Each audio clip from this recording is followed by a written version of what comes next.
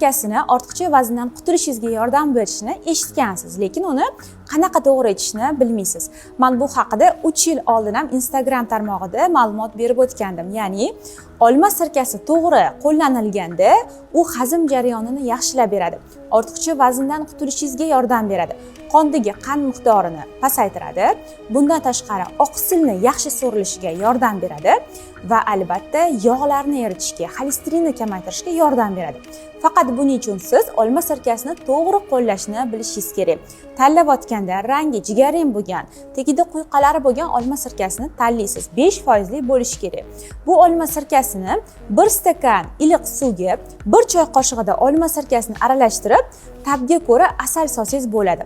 Olma sirkasi ichayotganda albatta har bitta inson o'zini mijozini va kasalliklarini bilib olishi kerak bo'ladi. Agar sizning mijozing sovuq mijoz bo'lsa, olma sirkasi ichishni umuman tavsiya bermayman. Va albatta oshqozoningizda muammolar, gastrit, yazvalaringiz bo'lsa ham olma sirkasini qo'llash sizga aslo mumkin emas.